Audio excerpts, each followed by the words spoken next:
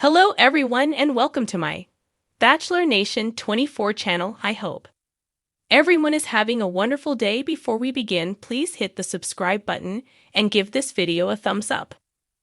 Chrisley knows best. Nanny Faye mourns devastating loss. Chrisley knows best alum. Nanny Faye is mourning a devastating loss. It has been hard enough for her to have her son, Todd Chrisley, behind bars. She also battled bladder cancer, so that was another struggle. Now, the 78-year-old feisty grandma is dealing with a heartbreaking tragedy. So, what happened? Keep reading for more details. Nanny Faye mourns devastating loss. Chrisley knows best had spunk. Thanks to Nanny Faye Chrisley. Being the matriarch of the family, she was witty, silly, and never took herself too seriously. More so, Faye had no problem setting any and everyone straight while trying new things. She was also incredibly sneaky, getting into trouble here, there, and everywhere, which is why she was such a fan favorite. The show lasted even after Todd and Julie Chrisley were sentenced to a collective 19 years behind bars. Todd was still shaking his head at his mother, but she never minded because she was living her best life.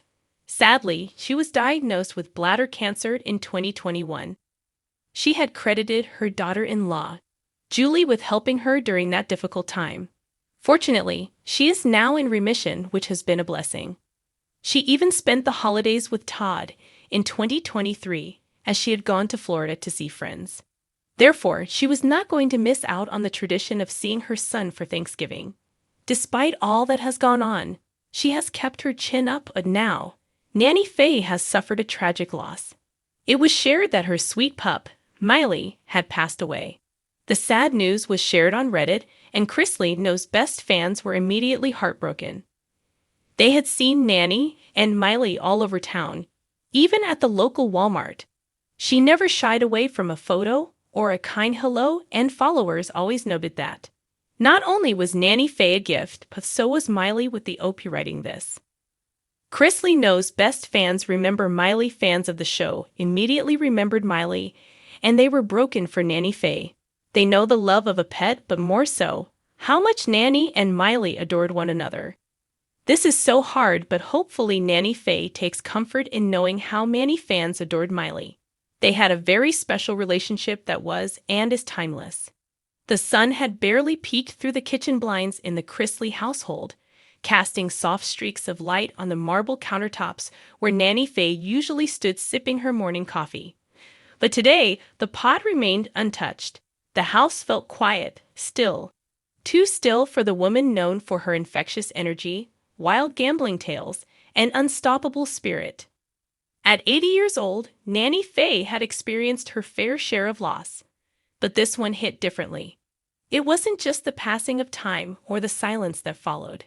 It was the void.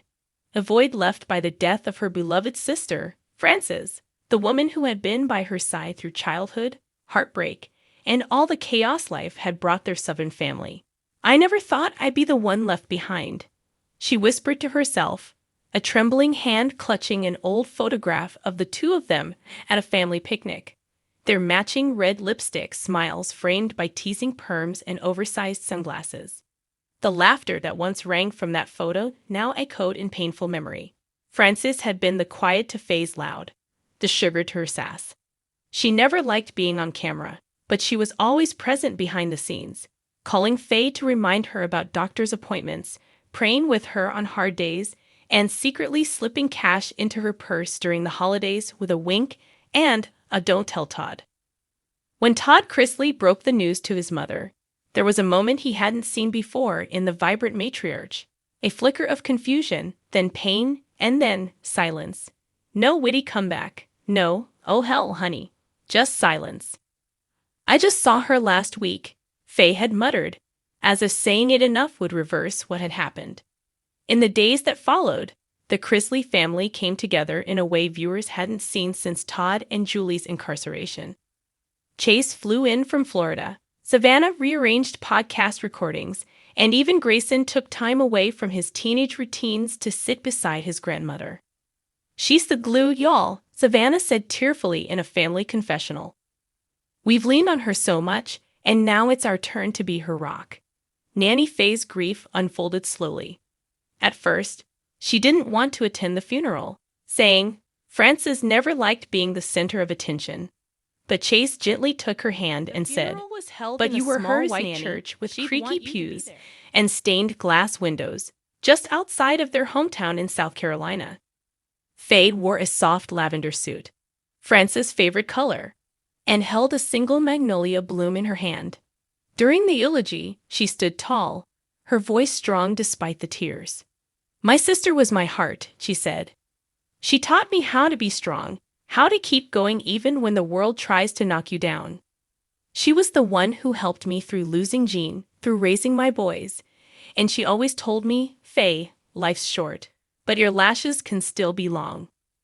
Everyone laughed, even cried while laughing, because that was Frances and Faye's way. Humor through heartbreak. After the service, the family returned to the Chrisley home, where memories spilled like sweet tea over a southern kitchen table. Nanny Faye sat quietly for most of the evening, listening to old stories and clinging to Frances' favorite quilt, which now lay across her lap. Later that night, Chase found her in the backyard, seated in her favorite rocking chair, gazing up at the stars. You all right, Nanny? He asked gently. I don't rightly know, she replied, wiping her cheek. I feel like part of me's gone with her. But she's still with you, Chase said. In the way you talk, the way you laugh, the way you love. She's in every bit of who you are. Faye looked over at her grandson and smiled for the first time in days. That girl would have loved hearing you say something that deep. The following week, a special tribute aired on Chrisley Knows Best, a tender, bittersweet segment dedicated to Frances.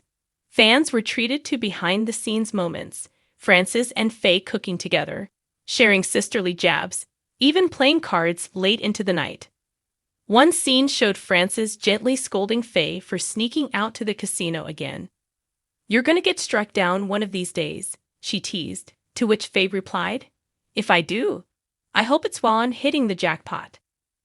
The montage ended with Faye speaking directly to the camera, tears in her eyes. Life gives you some crazy hands, and sometimes it feels like you're playing with a losing deck. But Frances always told me to bet on love, bet on family, and never fold on the people who matter most. In the weeks that followed, Faye's grief slowly turned into tribute. She began baking Frances' famous pecan pie and teaching Savannah how to make it the proper way. She wore Frances' brooch on her Sunday suits and even framed their favorite photo together on the mantel with the words, Sisters by blood, best friends by choice. And in true Faye fashion, she announced she would be starting a small charity in Frances' name, Franny's Garden, to help elderly women who had lost siblings or spouses find community and comfort through gardening.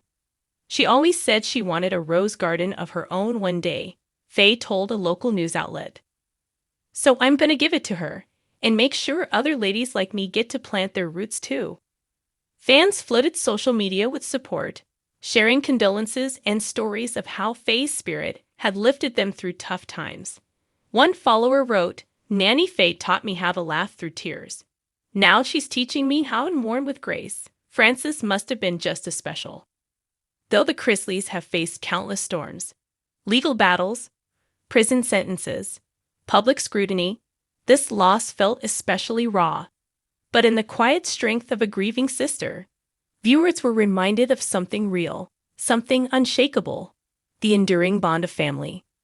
As for Nanny Faye, each morning she now sits with her coffee, a fresh magnolia bloom on the counter beside her, and whispers, Morning Franny, you'll never be gone to me.